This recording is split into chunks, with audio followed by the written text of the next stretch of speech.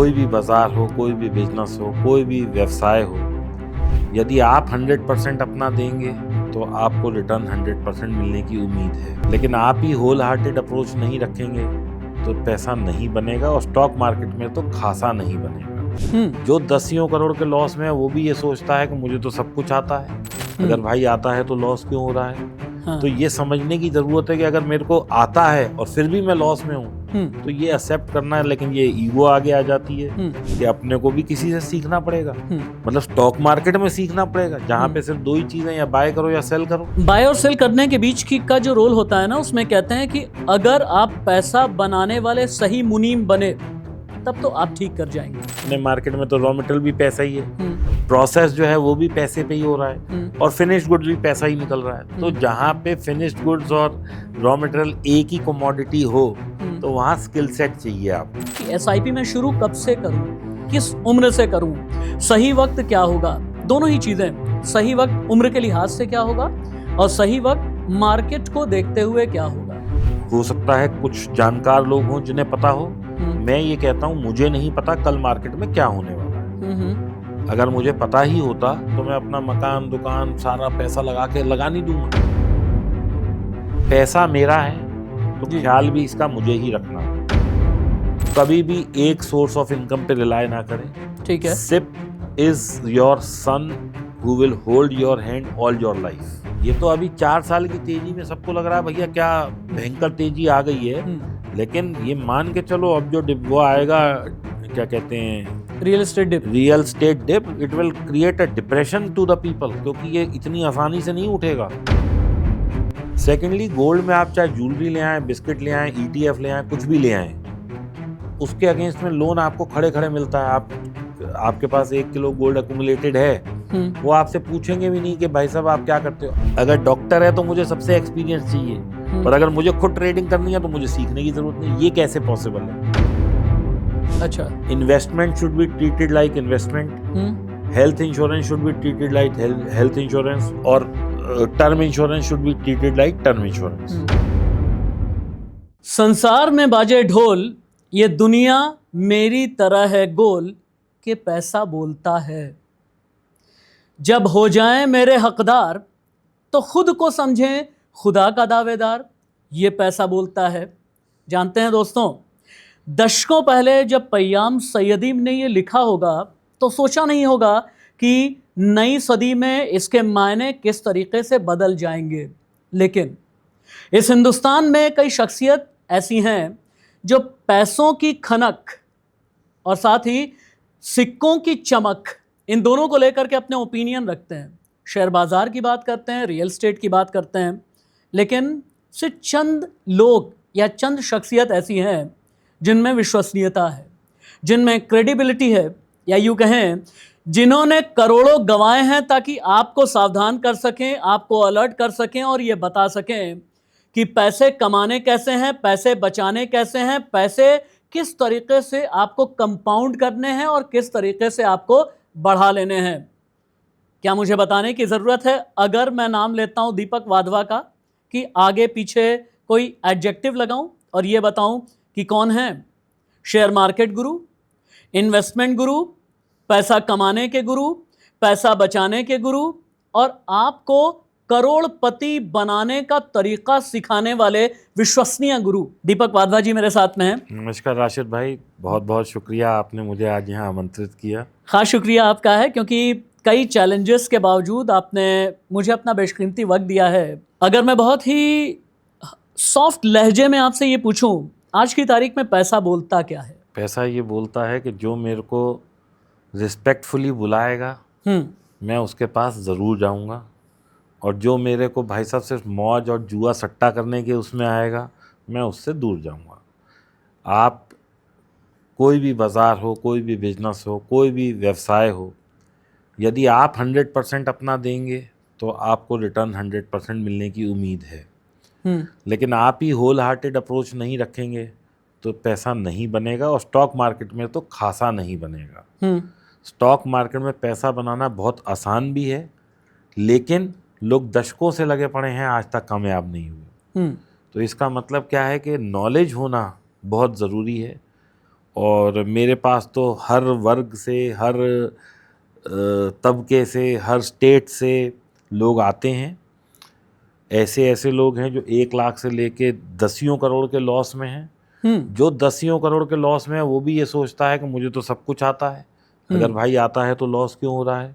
हाँ। तो ये समझने की ज़रूरत है कि अगर मेरे को आता है और फिर भी मैं लॉस में हूँ तो ये एक्सेप्ट करना है। लेकिन ये ईगो आगे आ जाती है कि अपने को भी किसी से सीखना पड़ेगा, मतलब स्टॉक मार्केट में सीखना पड़ेगा जहाँ पे सिर्फ 2 ही चीज़ें, या बाय करो या सेल करो। करेक्ट जी। लेकिन है क्या कि ये easiest way of earning money है, लेकिन सबसे डिफिकल्ट है। बाय और सेल करने के बीच की का जो रोल होता है ना, उसमें कहते हैं कि अगर आप पैसा बनाने वाले सही मुनीम बने तब तो आप ठीक कर जाएंगे। ऐसे में मैंने सोशल मीडिया पर सवाल ये डाला कि दीपक जी आज मेरे पॉडकास्ट पर हैं, उनसे मुझे क्या सवाल करना चाहिए। मैंने क्या किया, मैंने फ़िल्टर किए सवाल और उसमें सबसे ज़्यादा क्वेश्चंस ये हैं कि दीपक जी से ये पूछा जाए कि पैसा बनाने और पैसा कमाने की सही एज होती क्या है। कुछ ने ये कहा कि भाई हम 22 साल की उम्र में जब सैलरी पहली पानी शुरू करें या 25 साल में तब हम पैसा कमाएं या पैसा बनाएं या पैसे बचाएं, या 40-45 साल की उम्र तक पहुंच करके वहाँ से फिर हम सोचें कि हमारी फाइनेंशियल प्लानिंग क्या होनी चाहिए। देखिए, स्टॉक मार्केट एक ऐसी जगह है जहाँ आपका रॉ मटेरियल भी पैसा है, फिनिश गुड्स भी पैसा है, प्रोसेसिंग भी पैसा है, मतलब यानी कि पैसा डाल के पैसा कमा रहे हैं। ठीक है, ठीक है। अब जैसे कोई और मान लीजिए बिस्कुट वाली कोई फैक्ट्री है तो ये मैदा डाल रहा है, चीनी डाल रहा है, दूध डाल रहा है, फ्लेवर डाल रहा है, फिर बिस्कुट बन रहा है और फिर उसे बेच रहा है। तो रॉ मटेरियल डाल रहा है, वो भिन्न भिन्न तरह के रॉ मटेरियल। लेकिन अपने मार्केट में तो रॉ मटेरियल भी पैसा ही है, प्रोसेस जो है वो भी पैसे पे ही हो रहा है, और फिनिश्ड गुड्स भी पैसा ही निकल रहा है। तो जहाँ पे फिनिश्ड गुड्स और रॉ मटेरियल एक ही कमोडिटी हो तो वहाँ स्किल सेट चाहिए आपको। जो बीच का प्रोसेस है, हमने पैसा डाला, अब हमारे पास स्किल सेट है तो वो मल्टीप्लाई हो रहा है, स्किल सेट नहीं है तो वो खत्म हो रहा है। ठीक है। और बाद में जो निकला चिल्लर, अगर तो आपने उसमें कुछ सीखा नहीं तो चिल्लर निकलेगी, और अगर कुछ सीखा तो वो मल्टीप्लाई होकर निकलेगा। तो it is very simple. Unlike any factory, this is also a factory, but यहाँ पे रॉ मटेरियल भी पैसा है, प्रोसेस भी पैसा है, आपकी नॉलेज है, और आउटकम भी पैसा है। ठीक है। तो बस आपने जिस दिन ये बीच वाला प्रोसेस समझ लिया, इधर से पैसा डालेंगे, इधर से पैसा निकलेगा। चलिए अब एक एक इंस्ट्रूमेंट की बात शुरू कर लेते हैं। और इंस्ट्रूमेंट में जो आज की तारीख में सबसे ज़्यादा हिट है, सबसे ज़्यादा कमाऊ तरीका कहा जाता है, वो है SIP। आप बोलते हैं डिप में सिप, इस तरह का एक फॉर्मूला देते हैं। लेकिन सवाल बड़ा ये है कि SIP में कब से, अगेन वही वाला सवाल आता है कि SIP में शुरू कब से करूं, किस उम्र से करूं, सही वक्त क्या होगा। दोनों ही चीज़ें, सही वक्त उम्र के लिहाज से क्या होगा और सही वक्त मार्केट को देखते हुए क्या होगा। क्या मार्केट गिरे तब एंटर करें, या फिर मार्केट किसी भी सिचुएशन में रहे हम ये सोचें कि कंपाउंडिंग तो होनी है, 7-8 साल रुक जाएंगे और कर लेंगे। राशिद भाई देखिए क्या है कि जब मार्केट का मैं एक लेवल देता हूँ, चलिए मान लीजिए 100 पे चल रही है मार्केट, ठीक है, मैं सोचता था 80 आएगी तो मैं इन्वेस्ट करूँगा, वो 110 हो गई तो मैंने कहा चलो 100 आएगी तो मैं इन्वेस्ट करूँगा, वो 125 हो गई तो मैंने कहा चलो 110 भी बुरा लेवल नहीं है, वो 200 तक पहुँच गई और मैं अपने आप को आगे बढ़ाता रहा। यही अगर मैं 100 पे इन्वेस्ट कर लेता तो 200 तक तो मैं बाहर भी आने की स्थिति में होता। ठीक है। तो इसका कोई भाई साहब फिक्स फार्मूला नहीं है, क्योंकि it is a wave. Market ऊपर जा रही है तो भी आप पार्ट्स और सेगमेंट्स में इन्वेस्ट कर रहे हैं, नीचे आ रही है तो भी आप सेगमेंट में कर रहे हैं। अब हमें तो नहीं पता ना वो कितना नीचे आएगी। मान लीजिए आप 0 लेवल पे घुसे, आप 1 पे गए, 2 पे गए, 3 पे गए, 5 पे गए, फिर वापस 0 पे आ गए, फिर -5 तक चले गए, फिर ऊपर आ गए, फिर नीचे आ गए। सिप का मतलब ये होता है सिस्टमैटिक इन्वेस्टमेंट प्लान। और सिप किस प्रिंसिपल पे काम करती है? सिप आपकी एवरेजिंग पे काम करती है। यानी मैं 100 पे भी घुसा, मैं 110 पे भी घुसा, मैं 120 पे भी घुसा, मैं 130 पे भी घुसा, फिर 120 पे आया, फिर 110 पे आया, फिर 100 पे आया, फिर 90 पे आया, फिर 80 पे आया, फिर 60 पे आया, फिर 50 पे आया, फिर 60 पे आया, फिर 70 पे आया, फिर 100 पे आया, फिर 120। तो ये क्या है, ये इस तरह से एक लूप चलता रहता है। ठीक है। और इसमें जब भी आप बाय कर रहे हैं आपकी एवरेजिंग नीचे आती रहती है। अच्छा, तो ये है। और अगर मान लीजिए बाजार ऊपर है तो ये सारा पैसा ऊपर जा रहा है जी। अब इस वक्त हम बिल्कुल पीक पे बैठे हैं, तो अपन को ये नहीं सोचना कि भाई गिरेगा तो इन्वेस्ट करेंगे, क्योंकि जब यहाँ से 100 रुपये गिरा तो आपको लगेगा ये तो 200 गिरेगा, जब 200 गिरेगा तो आपको लगेगा 300 गिरेगा, तो आप तो वेट ही करते रह जाएंगे। So for SIP what time is good, today is the right time. अब यहाँ से एक सवाल और भी है।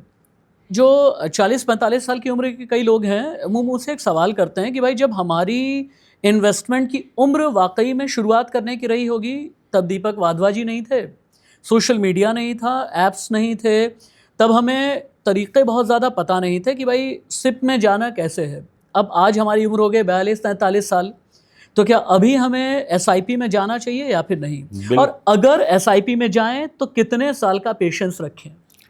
देखिए, एसआईपी का कोई ऐसा फिक्स फॉर्मूला नहीं है। जिन लोगों ने 2020 में शुरू की थी वो अब तक अपने पैसे को 3, 4, 5x भी कर चुके हैं। करेक्ट। क्योंकि मार्केट उस वक्त एकदम से चलता रहा।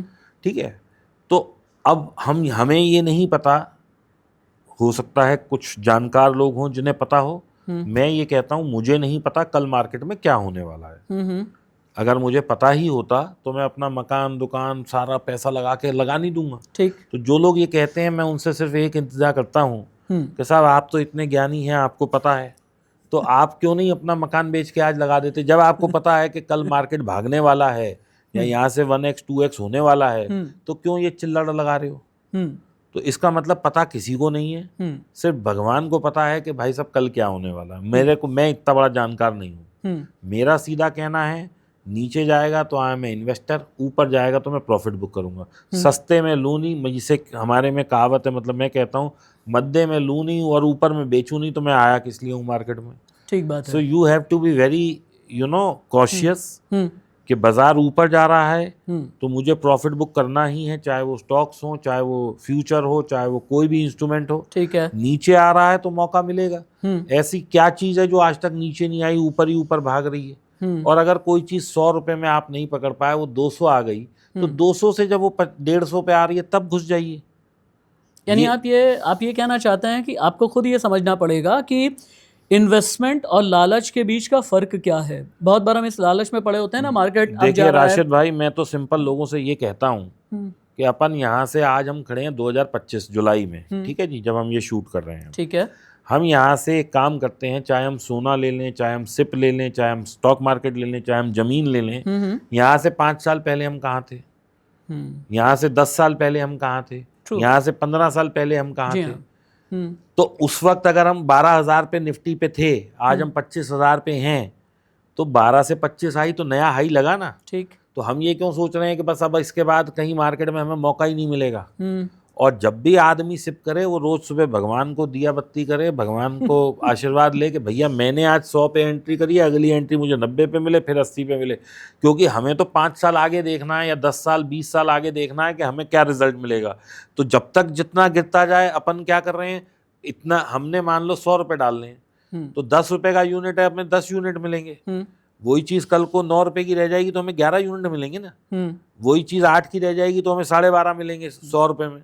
वही चीज़ 7 की रह जाएगी, वही 5 की रह गई तो अपने को 20 यूनिट मिल गए। तो हमें तो भगवान को यही कहना है कि हम सिप में घुसें और ये मार्केट यहाँ से क्रैश होनी शुरू हो जाए। और 5 साल 10 साल की मेरी सिप है, 5 साल तो नीचे ही रहे। लोगों की सोच ही गलत है, वो सोच रहे हैं कि अरे यार मैंने 100 रुपये डाले थे, 80 रह गए। अरे तो तू 80 में और खरीद। मैं सिप की बात कर रहा हूँ दोस्तों, स्टॉक मार्केट की नहीं। सिप और स्टॉक मार्केट में फर्क है, प्लीज इस चीज को समझिएगा। SIP is different, stock market is different. मैं डायरेक्ट इक्विटी मार्केट पर भी आऊँगा, फ्यूचर ऑप्शंस पर को भी लेकर के आपसे बात करूँगा। अब अगर सिप में मुझे एंटर करना है, आपने ये बता दिया कि आपकी मेंटालिटी क्या होनी चाहिए। स्ट्रैटेजी से कहीं ज़्यादा ये है कि आपकी मेंटालिटी क्या है और किस तरीके की होनी चाहिए। तो आपके हाथ में है ही नहीं ना। हाँ ठीक। आप तो बस mid cap, large cap, small cap, मैं वहीं पर आ रहा था कि फिर मुझे अपना पोर्टफोलियो प्रिपेयर कैसे करना चाहिए। कुछ कहते हैं हाइब्रिड फंड में चले जाओ, कुछ कहते हैं कि यहाँ डाइवर्सिफाई कर लो। मुझे अपना सिप का पोर्टफोलियो कैसे तैयार करना चाहिए कि इतने % पैसा जो है भाई फला लेवल के फंड में जाना चाहिए, इतने % यहाँ के लिए मुझे एलोकेट कर देना चाहिए। वो पोर्टफोलियो एलोकेशन कैसे करें? देखिए हमारे यहाँ कई तरह के फंड्स होते हैं सिप में, large cap, mid cap, small cap, फिर उसके बाद जैसे बैंकिंग सेक्टर के लिए बैंकिंग एंड इंश्योरेंस फंड्स हैं, फिर ट्रांसपोर्ट फंड हैं, फिर आईटी के फंड्स हैं। तो अलग अलग थीम के अलग अलग फंड्स हैं, लेकिन इस पे हमें ज़्यादा दिमाग नहीं लगाना क्योंकि क्या है, अब जैसे मेडिकल का फंड्स हैं जो मेडिकल एंड हॉस्पिटल फैसिलिटी वाले फंड हैं, वो कई सालों से बिल्कुल ऐसे गिरे मरे पड़े थे। लेकिन ये कोविड आया, एकदम से मेडिकल्स के मतलब हर चीज़ महंगी हो गई जी, तो वो चल गए। लेकिन अब वो नेक्स्ट कब चलेंगे हमें नहीं पता। लेकिन मुझे एक बहुत बेसिक सी चीज़ समझनी है। दो चीज़ ऐसी हैं कि देश ग्रो करेगा वो ग्रो करेंगे, या वो ग्रो करेगा तो हम मानेंगे कि देश ग्रो कर रहा है। एक निफ्टी क्या है, वो 50 बेस्ट कंपनियों के समूह को हम निफ्टी बोलते हैं। ठीक है, वही लार्ज कैप कहलाते हैं जी, तो लार्ज कैप में यदि हम इन्वेस्ट करते हैं तो देश बढ़ेगा तो ये बढ़ेंगे। और पिछले कई साल का CAGR इसका 15% का है। ट्रू, 15% के आसपास ये फंड रिटर्न देता है, और निफ्टी भी इतना रिटर्न देता है। लेकिन अब इसमें जो हमारे दर्शक हैं वो हो सकता है कि अभी हम कहें बिल्कुल टॉप पे बैठे हैं हम निफ्टी पे, और आप यहाँ इन्वेस्ट करें और 1 साल बाद देखें तो हो सकता है हम यहाँ हों, तो वो कहेंगे दीपक सर तो कह रहे थे भैया 15-17% का रिटर्न दे देता है, या 13%। तो भाई उसका भी टाइम है, बिल्कुल पीक पे करोगे तो गिरने की प्रोबेबिलिटी ज़्यादा है, बढ़ने की कम है। लेकिन ये भी किसी ने नहीं कहा कि नया हाई नहीं लगेगा। ठीक है, ये हाई टूटेगा तो ही तो नया लगेगा। जी जी तो जी, डेली बाजार नया हाई भी बनाते हैं। तो हम ये नहीं कह रहे कि अगर ये बिल्कुल हाई पे खड़ा है तो और ऊपर नहीं जाएगा। लेकिन क्या है, क्योंकि एक काफ़ी टाइम से खड़ा है और मार्केट एक करेक्शन का इंतजार कर रहा है, तो वो किसी भी दिन आ सकता है। बस एक ट्रिगर चाहिए होता है मार्केट को करेक्ट होने का। तो कभी भी आप बड़ा पैसा लगाने वाले हैं तो आप एक साथ मत डालिए। इसीलिए सिप का कंसेप्ट आया कि हर महीने हम EMI की तरह पे करेंगे और हमारा एक बड़ा कॉर्पस आ जाएगा। ठीक है, अब अगर आपका टेन्योर ज़्यादा लंबा है, यानी कि आप 20 से 25 साल सिप चलाना चाहते हैं, तो आप लार्ज कैप में ना जाके आप मिड कैप में जाइए, क्योंकि ये ठीक मिड है। कैप ही कल लार्ज कैप बनेगा। करेक्ट, ट्रू, ठीक है ना? जी, तो अपनी वेल्थ जनरेशन की जर्नी में थोड़ा सा बूस्ट मिल जाएगा। और इसके बाद आता है स्मॉल कैप। तो मैं सबको ये सलाह देता हूँ कि आप 20% 30% पैसा डालिए स्मॉल कैप में, 20-30% डालिए मिड कैप में, और 40% पैसा डालिए लार्ज कैप में। क्योंकि देखिए, भगवान ना करे किसी को आपदा विपदा है, यदि कोई भारी बीमारी हो जाए, कहीं पैसे की जरूरत पड़ जाए, तो आप लार्ज कैप में, क्योंकि वहाँ पे रिटर्न कम है तो गिरावट भी कम है। वो है ना, no gains no pains no gains. तो वो देता ही आपको 13-14% है, ठीक तो है, गिरता भी इतना ही है।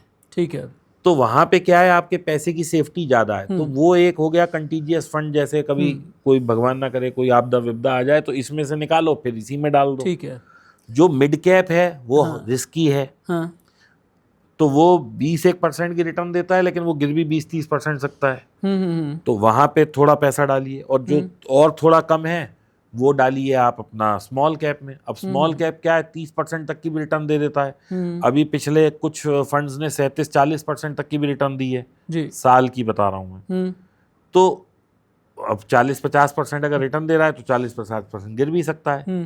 तो वहां कम पैसा डालिए, लेकिन ये सोच के डालिए कि मुझे 20 से 30 साल पैसा डालना है। यानी कि आज जो मैं इन्वेस्टमेंट शुरू करूंगा, मेरी एक जनरेशन, क्योंकि 20 साल में जनरेशन 20-25 साल में बदल जाती है। आपकी बातें सुन करके मुझे ऐसा लग रहा है ना कि जैसे मेरी माँ दम बिरयानी बहुत अच्छी बनाती है। जी जी, दम बिरयानी में दम लगाया जाता है, उसके बाद उसे कवर किया जाता है और बहुत वक्त लगता है। और मुझे ऐसा लग रहा है कि SIP को भी उतना ही वक्त दम बिरयानी जैसा देना चाहिए ताकि वो अच्छे से और टेस्टी पक जाए। लेकिन देखिए, मैं इसमें राशिद भाई एक चीज़ लोगों को बताना चाहूँगा कि पैसा मेरा है तो ख्याल भी इसका मुझे ही रखना है। जी हाँ, बहुत सारे लोग, मैं आपको अमूमन जो लोग गलतियां करते हैं वो क्या है मैं बताता हूँ। आपके पास कोई बैंक से आदमी आया या कोई एजेंट आया, उसने कहा साहब ये म्यूचुअल फंड ले लो, ये पिछले 10 साल में इतना चला है, अगर आपने उस वक्त 1000 रुपये डाले होते तो आज फलाने लाख होते।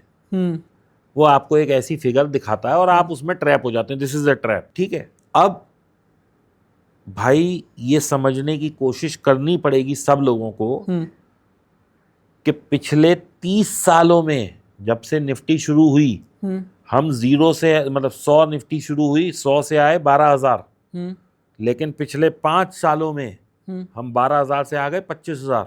ठीक है, यानी कि जो सफर हमने 30 साल में करा तय, वो यहाँ पे हमने केवल 5 साल में कर दिया।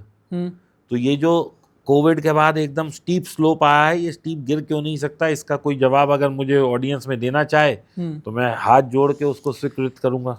दीपक सर जिस सवाल का जवाब चाह रहे हैं नीचे कमेंट बॉक्स में आप लिखकर दीपक सर से डायरेक्टली कम्युनिकेट कर सकते हैं। दीपक सर, जो बात मैंने कही ना कि दम बिरयानी, एसआईपी एक ऐसी दम बिरयानी है जो पक तो जाती है, लेकिन कहते हैं कि इसके साथ में अगर ग्रेवी का मजा लेना है 8 साल 9 साल 10 साल या फिर 12-15 साल के बाद में, अगर कोई व्यक्ति सिप करना चाहता है हाँ। और उसका एक्चुअल मजा लेना चाहता है और वो चाहता है कि मेरा पैसा कंपाउंड हो और अच्छे तरीके से चले, तो सिप आपको कम से कम ये सोचना है कि ये जो मैं आज सिप शुरू कर रहा हूँ, और मैं सबको कहता हूँ, अपने बच्चों को भी कहता हूँ, और मेरी ज़िंदगी का सिर्फ एक मलाल है, मेरे पास पैसा भी था, मेरे पास नॉलेज भी थी, लेकिन मुझे लगता था कि मेरा पैसा मेरे बिजनेस में ज़्यादा अच्छा चल सकता है। मैंने सिप नहीं करी। अगर मैंने उस वक्त सिप करी होती और 10-20-50 हज़ार की होती तो आज मैं 100 करोड़ पे बैठा होता। मेरी गलती ये रही कि मुझे लगा मैं बिजनेस कर रहा हूँ, तो जो पैसा आता था हम बिजनेस में ही डाल देते, और किसी वजह से वो 2015 में मुझे बिजनेस बंद करना कितने पड़ा। गंवाए थे कुल? वो छोड़िए, बहुत बड़ी रकम है। फिर लेकिन कुल मिला के बात ये है कि अगर उस वक्त मेरी एक पैरेलल सिप होती तो वो मेरे बिजनेस से ज़्यादा बड़ी होती, और आज मेरे पास 100 करोड़ रुपए होते, और मेरे को सिर्फ सिप कितने की करनी थी? 20-25-50 हज़ार रुपए की। लेकिन नेवर लेट, वो एक कहावत है ना अंग्रेजों की, नेवर लेट देन नेवर जी। तो बेटर लेट देन नेवर, कोई दिक्कत नहीं है। मैं जो नहीं कर पाया, मैंने अपने बच्चों को हैबिट डाली है कि भाई तुम जैसे ही वो 18 साल के हुए, भैया सिप चालू करो, और सिप को बगैर नागा करना है। कितने साल लगभग? कम से कम 20 से 25 साल। 20 से 25 साल। मैं जहाँ पर छोड़ दे रहा हूँ, बार बार कहते हैं कि सिप नाम की दम बिरयानी का अगर अच्छे से मज़ा लेना है 15-20 साल के बाद में, तो इसमें ग्रेवी डालनी होती है, और ग्रेवी का काम करता है SWP, यानी सिस्टमैटिक विड्रॉल प्लान। कि आपने मान लीजिए कॉर्पस 5 करोड़ का बना लिया, और अगर आपको अर्ली रिटायरमेंट लेनी है, जल्दी ही अपनी लाइफ के लग्जरी को जीना है, तो आप सिप से फिर शिफ्ट हो जाइए SWP में। क्या ये एक अच्छा तरीका है, समझदार तरीका है ये? देखिए, इसमें क्या है, हर किसी की अलग अलग सिचुएशन है। ठीक। जिस आदमी ने 5 करोड़ की सिप बना ली है, उसको पैसे की ज़रूरत ही नहीं पड़ने वाली, ये भी आप मान के चलिए। जी। ठीक है ना? जी। तो हम प्रैक्टिकल बात करेंगे। आप सिप का मतलब ये है कि छोटा छोटा छोटा छोटा, वो कहते हैं ना, बूंद बूंद करके सागर बनता है। आप अपनी क्षमता अनुसार जितना पैसा है, नौकरी कर रहे हैं बच्चे, 18 साल से ऊपर हैं, ट्रेनिंग कर रहे हैं, बिजनेस कर रहे हैं, ये ना सोचें कि मेरा बिजनेस कल 100 करोड़ का हो जाएगा। मैंने 100 करोड़ वाले बिजनेस भी जीरो आते देखे हैं, और अच्छा। अभी पिछले कई दिनों में ही मेरे पास कम से कम ऐसी 10 कंपनियां तो मैं गिनवा सकता हूं जो मार्केट में सबको पता है। तो कभी भी एक सोर्स ऑफ इनकम पे रिलाय ना करें। ठीक है। SIP is your son who will hold your hand all your life. अच्छा। अगर आपका एक बच्चा है, आप उस पर हर महीने 20,000 खर्च कर रहे हैं, तो आप 20,000 की एक सिप भी डाल दें। ये अच्छा। बच्चा आपका जो फिजिकल एग्जिस्टेंस का बच्चा है, मुझे नहीं पता जो आजकल का समय चल रहा है कि वो क्या अपने माँ बाप की सेवा करेगा या नहीं करेगा, मुझे नहीं पता। लेकिन ये जो सिप रूपी बच्चा है आपका, यदि आपने इस पे 20,000 रुपये महीना खर्च किया, ये आपको बुढ़ापे में, कह रहा हूँ, मरते दम तक आपका साथ देगा। एक और बात भी है, आज की तारीख में लोग कहने लगे हैं, हालांकि एक जनरेशन पहले तक हमारे बड़े बुजुर्ग ये कहते थे कि अगर अपने बुढ़ापे का सहारा बनाना है तो रियल एस्टेट को बनाओ। ज़मीन खरीद लो, प्लॉट खरीद लो, दुकान खरीद लो, फ्लैट खरीद लो, और इसमें इन्वेस्ट कर दो। वो आपके लिए बहुत एक सेफ जर्नी होगी इन्वेस्टमेंट की। तो अगर मेरे पास में एक कॉर्पस आ रहा है, एक कॉर्पस होता है कि डिवीजन में मुझे लेकर के चलना है, 20-20 हज़ार रुपये करके दे देने हैं। एक है कि टिकट साइज़ बहुत बड़ा है कि मुझे 50 लाख या 60-70 लाख, अगर कोई कॉर्पस मेरे पास में आ गया, उसका मुझे रियल एस्टेट में इन्वेस्टमेंट कर देना चाहिए या लमसम उठा करके सिप में डाल दूँ? देखिए, मैं इस फेवर में नहीं हूँ कि आपके पास बहुत एक्सेसिव प्रॉपर्टीज़ होनी चाहिए। अच्छा। आपके पास एक घर होना चाहिए। यदि आप व्यवसाय करते हैं, एक ऑफिस स्पेस ले लीजिए। आपको फैक्ट्री की ज़रूरत है, आप उतनी ले लीजिए। लेकिन आप ये ना सोचें कि मेरे पास एक फ्लैट अपना है, एक फ्लैट में क्योंकि EMI दे सकता हूँ, तो मैं एक काम करूँ, मैं इसको एक फ्लैट और जोड़ लेता हूँ, तो मेरा ये बढ़ जाएगा, मैं इससे पैसा निकाल लूँगा। ये सब स्पेकुलेशन है। अगर यही करना है तो फिर तो सीधा जुआ ही खेल लो। क्योंकि वो बिकेगा या नहीं बिकेगा ये किसी को नहीं पता। वो वाला गिमिक फिर क्या होता है कि जमीन के रेट आसमान पे भाग रहे हैं, मैं आगे राशिद आने साहब वाले। उसी पे ही आ रहा हूँ। जी जी। देखिए क्या है कि आज मान लीजिए मैंने कोई प्लॉट लिया, हम्म समझिए बात को, मैं क्यों इसके अगेंस्ट हूँ, हम्म और वो मैंने लिया 1 करोड़ रुपए का, ठीक। क्योंकि आज की तारीख में हम सब एनसीआर या जहाँ भी रह रहे हैं 1 करोड़ भी भाई साहब चने मुरमुरे के बराबर है। अगर आपको ढंग का कोई फ्लैट भी लेना ठीक है तो बात आज है। 2-3 करोड़ से कम, जी। चाहे वो नोएडा हो, गुड़गांव हो, गाजियाबाद हो, फरीदाबाद हो, कुछ नहीं है। 1 करोड़ से कम में तो कुछ मतलब अच्छी जगह है ही नहीं। 1 करोड़ का मतलब हम समझ रहे हैं कि भाई साहब कितने डिजिट होते हैं, 60 डिजिट से 1 करोड़ बनता है। ठीक है जी, मैं गलत तो नहीं कह रहा। मैंने भी कुछ साल पहले ही सीखा ये कि 7 0 होते हैं। हाँ जी, मतलब 6 जीरो होते हैं और एक जी वो होता है। जी जी जी जी। तो कुल मिला के बात यह है, 1 करोड़ कहना बहुत आसान है, but it is very difficult to earn that crore of rupees. एक बच्चा आज जो नौकरी करके निकलता है वो अपनी ज़िंदगी के 20 साल लगाएगा तो 1 करोड़ जोड़ पाएगा। ठीक है। दूसरा, प्रॉपर्टी में क्या है कि आजकल जो जनरेशन अब हमारे से आगे वाली आ रही हैं, they are very sophisticated people. उनको क्या है भैया, मंडे से फ्राइडे काम करो, फ्राइडे सैटरडे पार्टी करो, और भैया संडे को आराम करके मंडे से फिर अपनी मशीनरी चालू करो। ठीक है। ये यंग जनरेशन की ये सोच है जी। अब they are very sophisticated and they are becoming more and more sophisticated, क्योंकि हम वेस्टर्न कल्चर को अपनाते जा रहे हैं, तो ये बदलाव आना लाजमी है। तो जब ये बदलाव आ रहा है तो वो ये सब, क्योंकि प्रॉपर्टी में कई दफ़ा क्या होता है, आप तो सोच रहे हैं बिल्कुल नीट एंड क्लीन प्रॉपर्टी ले रहे हैं, लेकिन उसमें कई सारे मतलब भसड़ जिसे बोलते हैं वो उग के आ जाते हैं। कभी हमारे से पीछे वाले का डीड क्लियर नहीं था, कभी नक्शा पास नहीं था, कभी फ्री होल्ड है, फ्री होल्ड नहीं लीज होल्ड था, है, लीज होल्ड नहीं था, फ्री होल्ड में एक्वायर हो गया, और फिर कभी दाखिल बुलडोजर खारिज चला नहीं गया। था, कभी वो जगह जिसने बेची है वही उसका लीगल ओनर नहीं था। देयर आर सर्टेन, मतलब बहुत सारी इश्यूज हैं। हालांकि ये प्रॉपर्टी बिल आ रहा है, ये सब प्रॉब्लम्स भी आने वाले 1-2 सालों में ख़त्म हो जाएंगी, लेकिन एज ऑफ टुडे ये प्रॉब्लम्स हैं। दूसरा, मेरा कहना ये है कि हम क्यों अपने आप को एक ज़िंदगी को स्ट्रेस में रहें। स्ट्रेस से क्या मतलब है कि मैंने एक प्लॉट लिया आज, बात को समझिएगा, बहुत समझने वाली है। 1 करोड़ का वो प्लॉट या फ्लैट है। अब फ्लैट अगर मैंने 1 करोड़ का लिया तो भाई साहब मेरे को उस पर 10 लाख रुपए तो सीधा खर्चा करना पड़ेगा रजिस्ट्री कराने में। बिल्कुल राइट। बगैर उसके तो मेरे पास आएगा ही नहीं आएगा। तो 10 लाख रुपए तो पहले ही मैंने उस पर खर्चा कर दिया। फिर जब आप उसकी EMI पे करते हैं तो आप देखते होंगे कि अगर 50,000 की या 1 लाख की EMI है तो उसमें इंटरेस्ट जो प्रिंसिपल है वो तो भाई साहब कुल 3,000 है और 97,000 उसमें ब्याज है। बिल्कुल। यानी कि शुरू के 3 साल तो आप ब्याज ही ब्याज दे रहे हैं, और कैपिटल तो आपकी कमी नहीं हो रही। That means you are earning for the bank जी।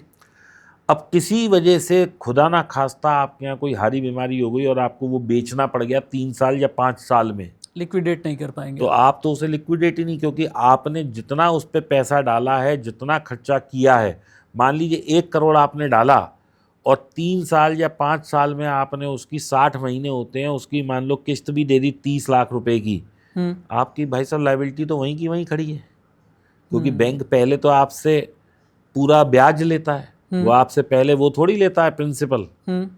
फिर अगर आप 3-5 साल बाद कहेंगे तो वो कहेंगे लाओ भैया प्री क्लोजर चार्ज भी दे दो। बिल्कुल। क्योंकि बैंक कमाने के लिए बैठा है, आप कमाओगे या नहीं कमाओगे पता नहीं। और ये किसने कहा है कि मैं 5 साल बाद बेचने जाऊंगा तो मेरी प्रॉपर्टी 1 वाली 2 की ही बिकेगी? हो सकता है आज ही रिसेशन आ जाए। हाँ हाँ बिल्कुल ठीक बात है। हमने 2008 से 2017-18 तक 10 साल देखा जी कि जिसने 1 करोड़ की जगह ले ली उसकी जब बेचने जाता था 90 से ज्यादा में नहीं बिकती थी जी। तो 10 साल का हमने पीरियड देखा है ना अभी पीछे। फिर कोविड वाले टाइम में जी, ये तो अभी 4 साल की तेजी में सबको लग रहा है भैया क्या भयंकर तेजी आ गई है। लेकिन ये मान के चलो अब जो वो आएगा, क्या कहते हैं, real estate dip, it will create a depression to the people, क्योंकि ये इतनी आसानी से नहीं उठेगा। सर इसका मतलब है आप ये कहना चाहते हैं कि अगर वाकई में आपके पास में पैसे हैं और पैसों को विजडम के साथ में यानी समझदारी के साथ में आपको बनाना और कमाना है, ओन करना है, तो आपको फिर रियल स्टेट की बजाय सिप का ऑप्शन कहीं ज़्यादा अच्छा होगा। अब एक और चीज़ देखिए, रियल स्टेट में क्यों थोड़ा सा नहीं लोगों से कहता कि आपको आज मैं एक नौकरी करता हूँ या मैं बिजनेस कर रहा हूँ, वॉट एवर XYZ, मेरा कोई भी सोर्स ऑफ इनकम है, मैं एक फ्लैट लेता हूँ तो मैं 50,000 से 1 लाख के बीच में उसकी किस्त देता हूँ। अगर मैं 1 लाख की किस्त दे रहा हूँ तो मान के चलो मैंने अपने सिर पे 1.5 से 2 करोड़ का बोझा ले लिया है, जो कि मेरी लायबिलिटी बन गई है। कल को यदि मुझे कुछ हो जाता है तो कौन उसको बियर करेगा? पहली चीज। दूसरी चीज, मैं कहता हूँ मुझे कुछ भी नहीं होता तो मैं तो सारी जिंदगी का गुलाम बन गया ना उस प्रॉपर्टी के लिए। बिल्कुल। मुझे तो अब चाह के भी नौकरी करनी पड़ेगी। हो सकता है ऐसे अगर मेरे ऊपर कोई लायबिलिटी इस तरह की ना हो तो मैं सोचूं कि चल भाई नौकरी छोड़ के अपना कुछ कर लेता हूँ, लेकिन क्योंकि मेरे एक फिक्स खर्चे बंधे हुए हैं, जो कि एक तो मेरी परिवार के खर्चे हैं और दूसरा मेरे ऊपर ये खर्चा मैंने और ले लिया, तो दैट मीन्स अब तो मैं इसका गुलाम बन गया। ठीक। तो आपका डिसीजन जो है वो बहुत ज़्यादा इफेक्ट होगा इस प्रॉपर्टी की वजह से। अच्छा। इस लायबिलिटी की वजह से। अच्छा। दूसरा क्या है कि जो नौकरी वाला होता है वो वैसे ही बेचारा डरा डरा रहता है बिजनेस करने के उससे, लेकिन अगर सिर पे एक बोझा रखा हो तो वो कैसे डिसीजन ले पाएगा? ये इससे बेहतर क्या है कि मान लो आप 50,000 1 लाख रुपए की सिप दे रहे हैं, वो दे रहे हैं EMI, उस EMI की जगह सिप कर दीजिए। अब मान लो आपने 5 साल सिप चलाई और 5 साल EMI चलाई, 5 साल EMI चलाने के बाद भी घर आपका नहीं है, लेकिन यदि लाख रुपए की आपने चलाई तो 60 लाख रुपया आप कोई बिजनेस कर सकते हैं। आपको मेंटेनेंस कॉस्ट नहीं देना है, हाउस टैक्स नहीं देना है, पानी का टैक्स नहीं देना है, और मिसलीनियस थोड़े दिन के बाद में वैसे भी कुछ रेनोवेट आप कराते हैं, वो सारे खर्चे नहीं देने हैं। अब एक और सवाल, मेरे हाथों में ये जो सोने की अंगूठियां हैं, इनमें से एक ये वाली रिंग मुझे आज भी याद है, ये तब की है जब 10 ग्राम सोना 9,350 रुपये होता था। ये वाली तब की है जब 10 ग्राम सोना लगभग 62-63 हज़ार के आसपास होता था, और आज की तारीख में 1 लाख है।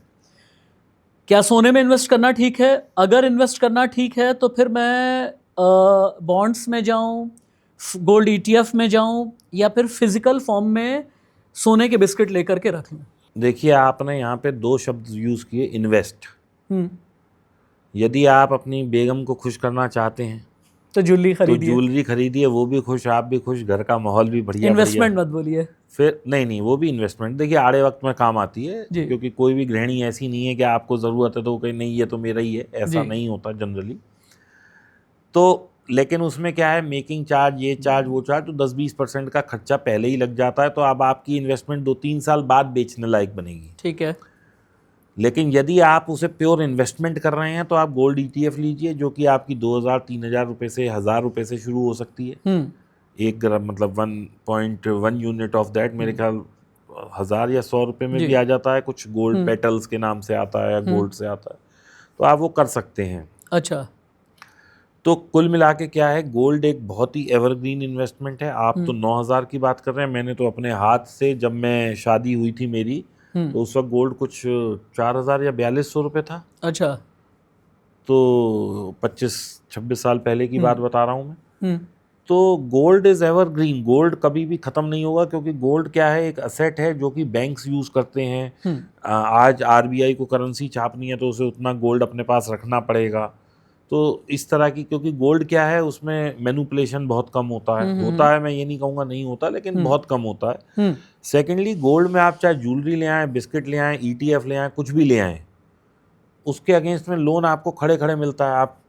आपके पास 1 किलो गोल्ड अकुमुलेटेड है, वो आपसे पूछेंगे भी नहीं कि भाई साहब आप क्या करते हो। आज आप लैंड को दोगे तो वो आपके सारे फाइनेंशियल्स मांगेंगे, सिबिल निकालेंगे, सब कुछ करेंगे। हाँ, सैलरी स्लिप लाओ, आपकी आमदनी क्या है, इस पैसे का क्या करोगे, they will do end to end for it. और यही 1 करोड़ का गोल्ड लेके जाओ, 15 मिनट में आप बाहर भी आ जाओगे अपने हाथ में पैसे या अपने अकाउंट में पैसे लेके। ठीक बात है। जबकि दोनों ही लोन है, दोनों ही आपने चुकाने हैं। बट इसमें वो क्यों कुछ नहीं पूछ रहे गोल्ड लोन में, क्योंकि they know that it is a asset जो आप बहुत मजबूरी में ही लेके आए होंगे। सेकेंडली, इसकी वैल्यू कभी बहुत ज़्यादा नहीं गिरती है, तभी वो आपको उसके अगेंस्ट में लोन दे देते हैं। तीसरा, उन्हें पता है कि भाई आपने अपने बीवी का गहना दिया है, चेन दी है, अंगूठी दी है, कुछ भी दिया है, ये आप वापस लेके जाओगे ही। ठीक है ना? तो ये एक मेंटल उस पर प्रेशर है ही है।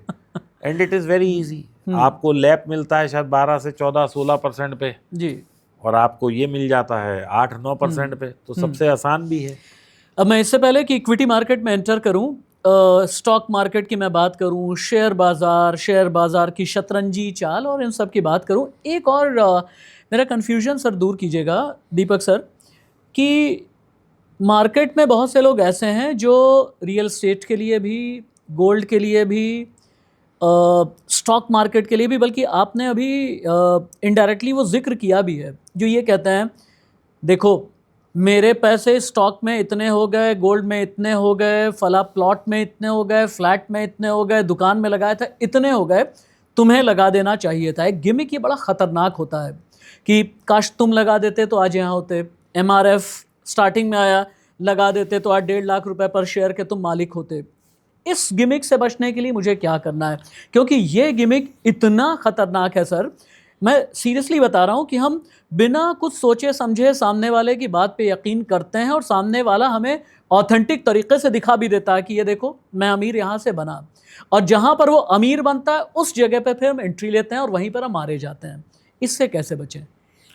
देखिए, कोई भी असेट क्लास हो, ये सब असेट क्लास है। प्रॉपर्टी एक असेट क्लास है, गोल्ड एक असेट क्लास है, स्टॉक मार्केट एक असेट क्लास है। आप शायद एक चीज़ का जिक्र करना भूल गए, बिटकॉइन भी एक असेट क्लास है। मैं आऊँगा उस पर भी। ठीक है जी। अब देखो भाई साहब, इसमें मेरी एक बड़ी कहावत है कि मैं आज टाटा जी के यहाँ पैदा होता तो मैं यहाँ पॉडकास्ट थोड़ी दे रहा होता। नहीं सर, आपने बहुत इज्जत कमाई है और करोड़ों लोग आपको सुनते हैं, ये भी बता दूं अंबानी जी के यहाँ पैदा होता तो मैं यहाँ थोड़ी बैठा होता। With due respect to Tatas, with due respect to Ambanis, मैं अपने व्यूअर्स को भी ये कहना चाहूँगा कि दीपक सर ने अपनी खुदी से, अपनी इंडिविजुअलिटी से, और शुरू में मैंने एक शब्द का इस्तेमाल किया है, क्रेडिबिलिटी, यानी विश्वसनीयता, और ये आपकी कमाई है सर। करोड़ों तो आपने कमाई ही है, लेकिन ये जो आपकी कमाई है, दैट्स योर असेट, और उर्दू में कहूँ तो ये आपका सरमाया है। अब अपनी बात आगे बढ़ाएं आप। तो कहने का मतलब है, क्या किया होता और ये होता, उस पे अगर हम चलेंगे तो भाई साहब हम हमेशा लूजर ही रहेंगे। यानी कि मेरे को आज से आगे का सोचना है, जो पीछे होता या नहीं होता ये किसको पता है। ठीक है ना। तो मेरे पिताजी के साथ मैं बिजनेस करता था, तो वो मेरे को कहते, मैंने उनसे एक बार ऐसा कहा, मैंने उनसे जिक्र किया कि पापा उस वक्त हम ये कर लेते तो आज ये हो जाता, या हम उस वक्त गोल्ड ही खरीद लेते तो आज हम पे कितना पैसा होता। तो पापा बोले फिर ये क्यों सोच रहा है, सीधा बोल के मैं चांद पे चला जाता तो आज मैं साइंटिस्ट होता।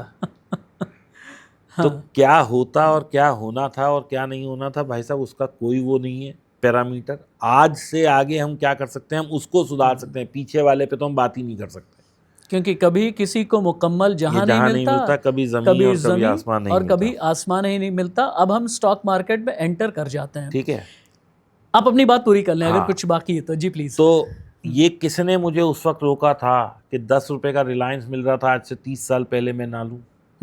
मुझे तो किसी ने नहीं रोका था ना। लेकिन मुझे उस वक्त वहाँ वैल्यू नहीं दिख रही थी जी। 4 लाख रुपए का गोल्ड था 1 किलो जब मेरी शादी हुई आज से 25 साल पहले। तो क्या मेरे पास उस वक्त 4 लाख भी नहीं थे? उस वक्त भी मेरे घर की कीमत शायद 2-3 करोड़ थी।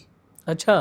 तो भाई साहब उस वक्त मेरे पिताजी वो बेच के अगर पूरा गोल्ड में कन्वर्ट कर लेते तो आज मैं 500,000 करोड़ का आदमी होता। ये किसी को नहीं पता होता कि कौन सा असेट क्लास कब चलेगा। दूसरा, you can not trust one asset class. अच्छा। आप अगर सारा पैसा गोल्ड में लगा दें और यहाँ से 30% गोल्ड गिर जाए तो क्या करेंगे? ठीक बात है। आप सारा पैसा स्टॉक में लगा दें, वो क्रैश हो जाए तो क्या करेंगे? आप सारा पैसा प्रॉपर्टी में लगा दें, वो क्रैश हो जाए तो क्या करेंगे? आप बिटकॉइन में लगा दें, वो भी क्रैश हो सकता है। और हमने ये सारा पास्ट में देखा है कि अपने हाई से 50% की करेक्शन आना कोई बड़ी बात नहीं। जी। 2008 से लेके 2015, 16, 20 तक जिन लोगों ने प्रॉपर्टियां खरीदी थी उनके रेट से 20% कम आके बोलता था डीलर के भाई साहब इतने की बिक रही है। तो लोग परेशान थे उस वक्त प्रॉपर्टी में। ये तो अभी कोविड के बाद से ऐसा कुछ चक्कर चला के मेटल भी महंगा, गोल्ड भी महंगा, सिल्वर भी महंगा, प्रॉपर्टी भी महंगी, बिटकॉइन भी महंगा, तेजी आ गई। लेकिन ये तेजी को हर वक्त 12 महीने थोड़ी सस्टेन करेगी। तो बेस्ट तरीका ये है, जो लोग सुन रहे हैं उन्होंने 2020 में कोई इन्वेस्ट की थी, आज मान लो 5x, 6x, 10x हो गई है।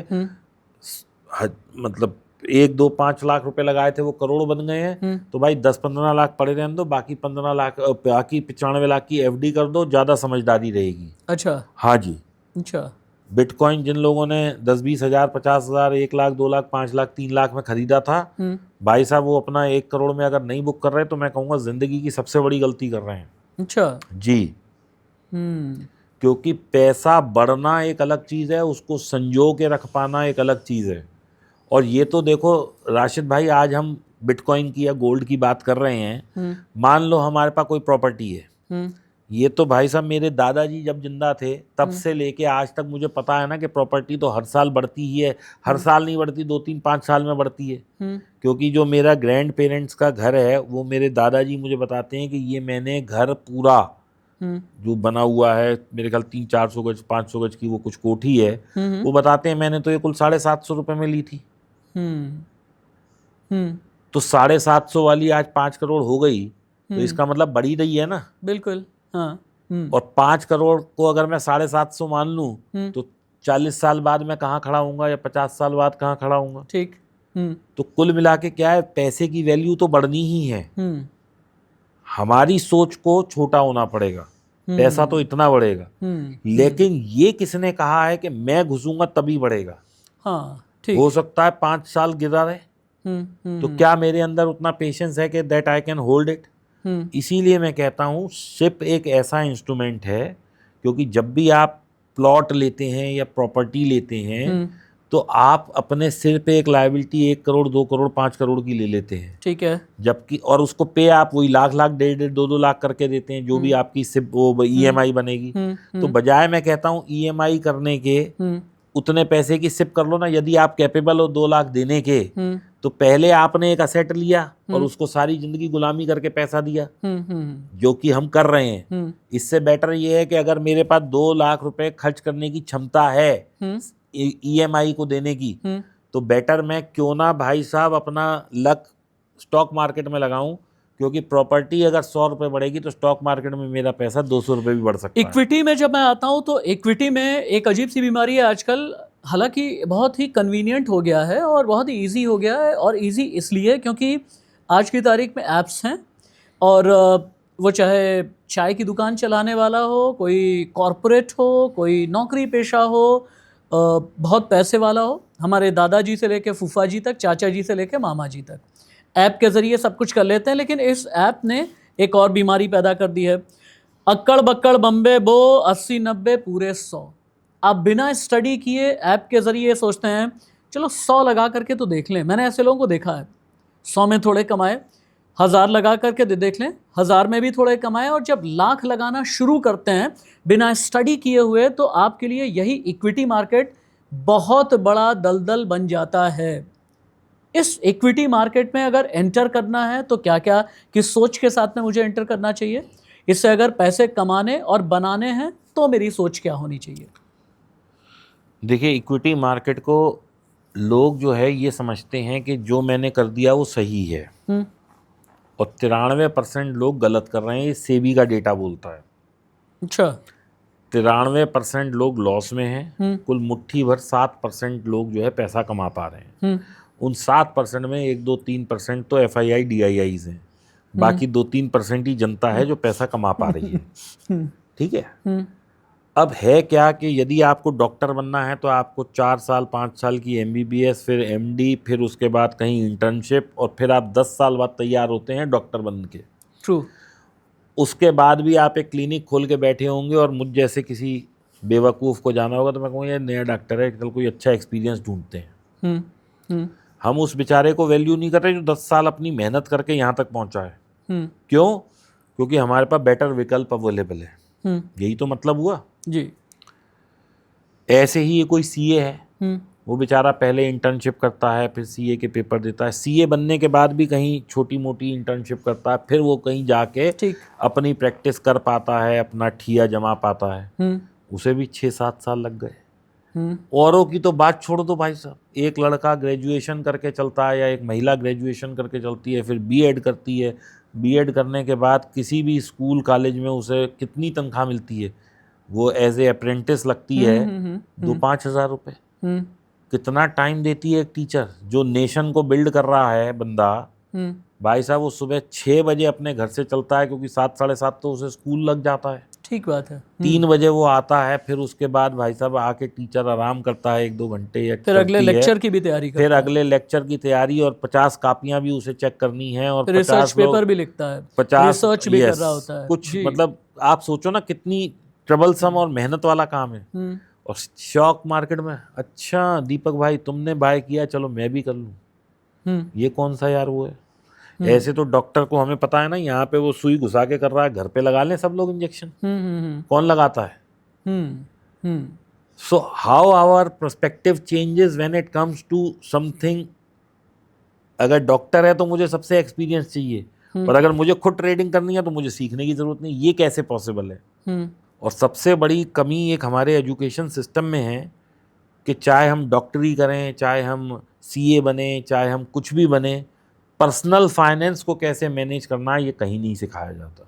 हमें ये तो बता रहे हैं कि बाबर साहब कब आए थे और अकबर कब आए थे और किसने क्या किया था। और उसमें भी तो देखिए नीम हकीम खतराए जान कुछ इस तरह के हैं, जैसे झोला छाप डॉक्टर्स होते हैं ना, मतलब सॉरी ये वर्ड यूज़ कर रहा हूँ मैं। आपने तो अपने एक्सपीरियंस से कितना कुछ सीखा है, आपने एकदम ठीक बात कही है।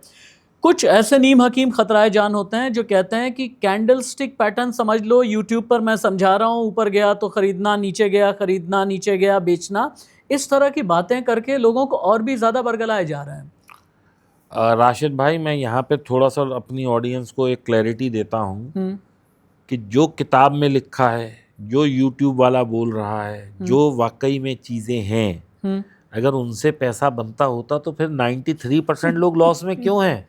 हाँ जी। भाई मेरा तो सीधा सवाल है, जो कहता है कि भाई साहब मैं किताब पढ़ के आया हूँ, मैं ये करके आया हूँ, मैं ऐसे सीखा है, मैंने वैसे सीखा है, मुझे 10 साल हो गए, भाई इसमें तो कोई क्रेडेंशियल है ही नहीं ना। तुझे आता है नहीं आता हमें नहीं पता, 10 साल की बैलेंस शीट दिखा दे कि तूने पिछले 10 साल में मार्केट से क्या कमाया। ठीक है। अगर तेरी बैलेंस शीट हरी है तो तू सबसे बड़ा ज्ञानी है, चाहे तू एजुकेटेड है, अनपढ़ है, कुछ भी है, हमें इससे मतलब नहीं है। अच्छा भाई सर ये तो देखो उगते सूरज को सलाम है, और स्टॉक मार्केट में सबसे ज़्यादा जो आदमी पैसा कमा रहा है, चाहे उसने अपने एक्सपीरियंस से सीखा, चाहे बुक से सीखा, कॉलेज से सीखा, कैसे ही सीखा, जो कामयाब है उसके लिए भाई सब सैल्यूट है। तो लार्ज कैप, मिड कैप और स्मॉल कैप तीनों के फाइनेंशियल्स को समझने के लिए क्या क्या देखना चाहिए? सर फाइनेंशियल समझना एक बहुत बड़ी, मैं कहूँगा बैटल इसका ऑफ वाटरलू है। कोई है ही नहीं। अच्छा। आज मैंने समझ लिया, मैं एक उदाहरण देता हूँ अभी अपने सब लोगों को। एशियन पेंट एक ऐसा स्टॉक है जिसने हर 5 साल में अपनी कैपिटल डबल की है। यानी 800 रुपये का मैंने लिया तो 5 साल में 1600 हो जाता है, 1600 का लिया तो 3200 हो जाता है। ठीक है, अब पिछले 5 साल से वो डाउन ट्रेंड पे है, नहीं बढ़ रहा वो। अब उसकी बैलेंस शीट में भी कोई कमी नहीं है। ठीक है, प्रॉफिट कम है क्योंकि गिर रहा है तो प्रॉफिट बट नेचुरल है कम है। बट क्या कंपनी बंद हो गई? नहीं हो गई। हाँ। हुआ क्या? आपको ये समझना पड़ेगा हुआ क्या। Yes bank. Yes bank, bank तो चल ही रहा है। फ्रॉड हुआ, जिसने फ्रॉड किया उसे निकाल दिया, वो जेल चले गए। कितने बस के साथ में वो आया था ना इराडा, तो इराडा को लेकर के कितनी बातें हुई, कितना बस क्रिएट किया गया अभी तो पिछले 2-3 साल में। आप ठीक कह रहे हैं, अपनी बात प्लीज। हाँ। अब मेरे लिए तो बहुत ताज्जुब की बात है, अभी मेरे पास एक श्रीमान जी आए। हाँ। वो बोले कि अभी लोग इसको कैसे, मतलब कैसे वो कर पाएंगे। हाँ। एक संगठन का निर्माण हुआ कोविड के जस्ट बाद, जिसको हमने रेड़ा बोला, RERA जो वो है जी, कि बिल्डर ने अगर कोई कमी किया आप रेरा में कंप्लेंट करिए। भाई साहब फ्लैट के पैसे मैंने दिए, पैसे बिल्डर ने लिए, नेग्लिजेंस बिल्डर ने करी। हाँ। मैंने रेरा में कंप्लेंट करी, रेरा ने फाइन किया बिल्डर को, जो फाइन हुआ वो रेरा की कमाई हो गई। मैं कहाँ रहा मुझे क्या मिला? I am the loser as a consumer. मुझे तो ये सिस्टम ही नहीं समझ में आया सरकार का। भाई मैंने एक फ्लैट खरीदा, उसमें बिल्डर ने कंप्लायंस के इश्यूज आए, मैंने कंप्लेंट करी, धक्के मैंने खाए, पैसा भी मैंने लगाया, धक्के भी मैं खा रहा हूँ।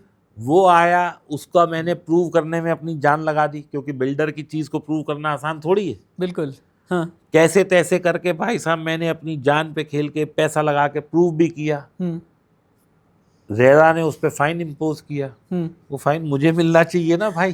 वो रेरा के पास चला गया, तो मतलब मैं तो सरकार का एजेंट बन गया।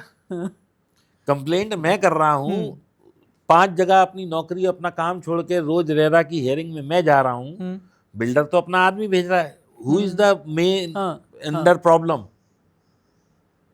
कौन तकलीफ में है? विक्टिम कौन है? विक्टिम मैं हूँ। लेकिन भाई साहब फाइन रेरा ले रहा है, मेरे को क्या कंपनसेशन मिल रहा है? ये समझ ही नहीं आ रहा। They are passing a order, लेकिन वो अगर नहीं करता तो फिर मेरे को वही प्रोसेस करना है। तो कुल मिला के बात समझिए कि मतलब जो सरकार है या जो भी सिस्टम बने हुए हैं, क्या वो वाकई में हमारे लिए सही है? ये समझना पड़ेगा।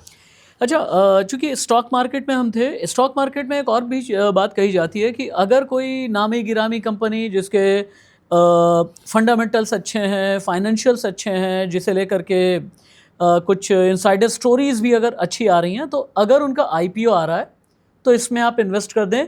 इनिशियल पब्लिक ऑफरिंग भी इक्विटी मार्केट में एक अच्छा गेम हो सकता है। गेम, क्या वाकई में ये गेम सही है? आईपीओ देखिए साहब, ऐसा है, मैं ना आपको आप ही की बात को 2 कंपनीज का उदाहरण देके रिलेट करूंगा, ठीक है? एक हम सबसे इंडिया की जो सबसे बड़ी कंपनी है उसका नाम आप शायद जानते होंगे, जानते हैं क्या? कौन सी है? रिलायंस। रिलायंस। अगर वो सबसे बड़ी कंपनी है, ये हम सबको पता है, मुनाफा भी सबसे ज़्यादा कमा रही है, अगर ऐसा है तो उसका शेयर यूं क्यों नहीं जा रहा? वो कभी कभी बीच में यूं क्यों गिर जाता है? बिल्कुल। क्यों हो जाता है? I don't have answer, Deepak sir बेहतर बताएंगे शायद। क्योंकि बाजार का मतलब है मंदी और तेजी। जो चीज़ मुझे आज ठीक लग रही है, हो सकता है आपको खराब लग रही हो, आप बेच रहे हैं, मैं खरीद रहा हूँ। हाँ, यही तो मतलब है ना, यही बाजार है। हर चीज़ की तेजी मंदी को गेज करना ही बाजार है। ठीक है। तो ये एक हमने रिलायंस का एग्जांपल लिया। अब हम आईपीओ की बात करते हैं। हमारे बाजार में एक आईपीओ आया था भाई साहब 2000 रुपये के आसपास, जिसका कि नाम है पेटीएम। हर एक के फ़ोन में पेटीएम की ऐप है आज की तारीख में, जिसका इतना बड़ा मार्केट बज़ है। उसका शेयर साहब क्यों 2000 से गिरते गिरते गिरते शायद 150, 200, 300, मुझे नहीं पता क्या लो है, वहाँ तक आ गया। अब उठना शुरू हो रहा है। जब हम सुन रहे हैं उसमें रीस्ट्रक्चरिंग हो रही है, ये हो रहा है, वो हो रहा है, and management is working hard to correct their system. और हमने ये भी सुना था कि वो इतनी बड़ी कंपनी है कि उसमें जो दुनिया के सबसे बड़े वेटरन इन्वेस्टर हैं, श्री 1008 वॉरेन बफे जी, वो भी इन्वेस्टेड हैं उसमें। तो फिर तो वो नहीं गिरनी चाहिए, क्योंकि मैं जो स्टडी नहीं कर पा रहा वो उन्होंने तो की होगी ना। वो थोड़ी ऐसे ही आ गए हो कि भैया मैं पेटीएम लेके आया हूँ, आप इन्वेस्ट कर दो, ऐसा तो नहीं हुआ होगा ना। उनकी तो पूरी टीम रही होगी, पूरी स्टडी करी होगी, फिर क्यों वहां से गिर गया और उनका पैसा क्यों स्टेक पे लग गया।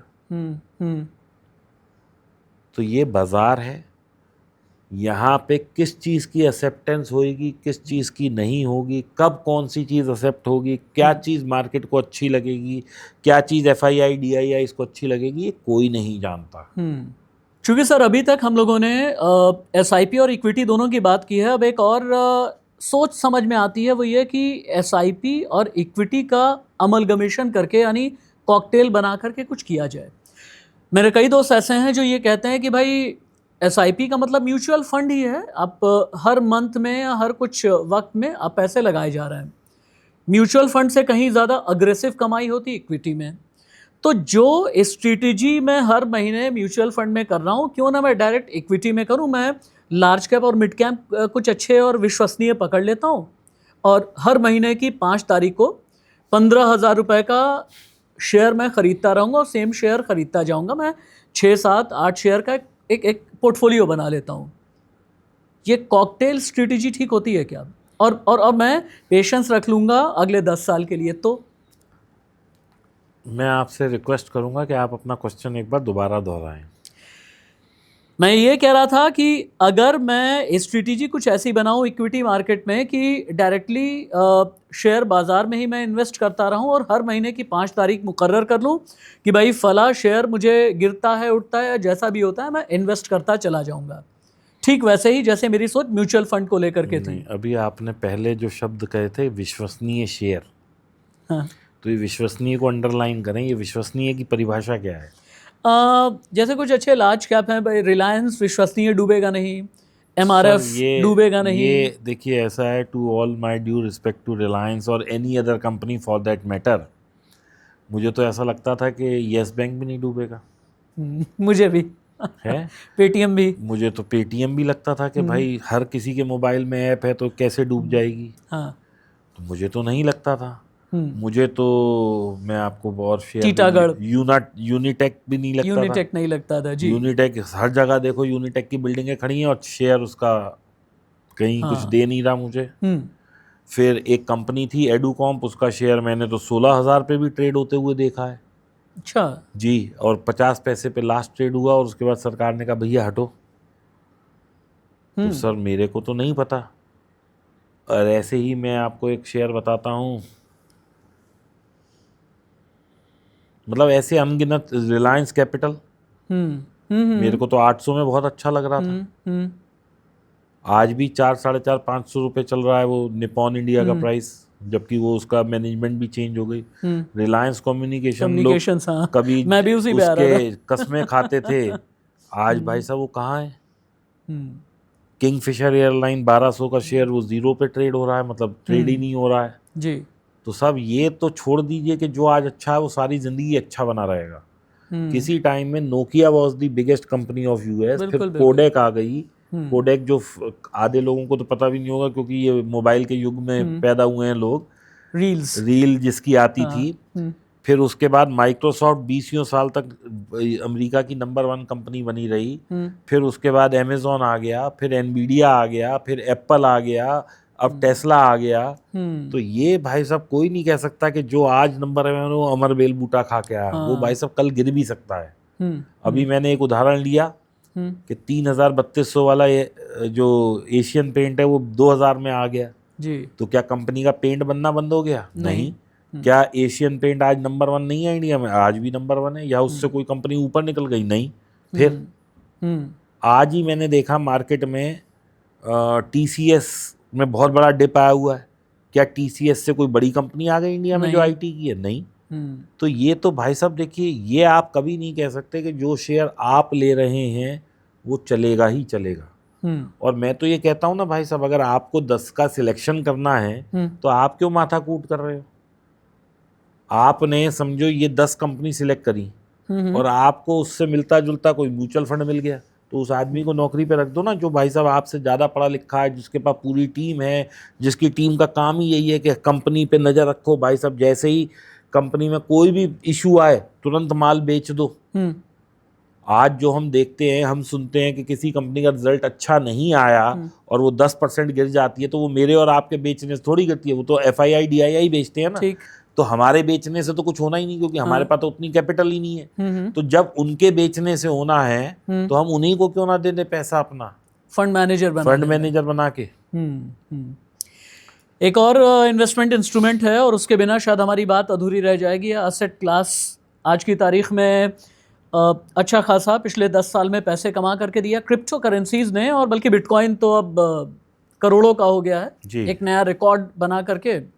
तो कई कॉइन्स हैं और कॉइन्स में भी बहुत से लोग ये पूछते हैं कि भाई क्या बिटकॉइन में अभी भी जाना ठीक होगा, बिटकॉइन का छोटा सा हिस्सा लेना ठीक होगा। कोई डॉज कॉइन की बात करता है, अलग अलग कॉइन्स की बात होती है। और क्रिप्टो करेंसी को लेकर के रेगुलेशन भी अब पहले के मुकाबले काफ़ी हद तक चेंज हो चुके हैं। इसके अलावा जैसे पेनी स्टॉक्स होते हैं, ठीक उसी तरह से क्रिप्टो कॉइन में भी कुछ क्लासेस लोग ढूंढने की कोशिश करते हैं। क्या क्रिप्टो करेंसी जुआ है या वाकई क्रिप्टो करेंसी पैसे कमाने का एक सही जरिया है? देखिए ऐसा है, चाहे वो गोल्ड हो, चाहे वो स्टॉक मार्केट हो, चाहे वो लैंड हो, चाहे वो स्टॉक्स हो इंडिविजुअल, लोग तो कमा ही रहे हैं, ऐसा नहीं है। ये बात अलग है कि अधिकांश लोग नहीं कमा रहे, लेकिन कुछ मुट्ठी भर चंद लोग तो कमा ही रहे हैं। या जिन्होंने इन्वेस्ट करके छोड़ दिया वो हर बाजार के उतार चढ़ाव में पार्टिसिपेट नहीं कर रहे, वो भी कमा रहे हैं। बिल्कुल। जिस आदमी ने 10 रुपए का रिलायंस लिया, आज वो पकड़ के बैठा है, तो उसकी तो कितनी बड़ी वेल्थ जनरेट हो गई।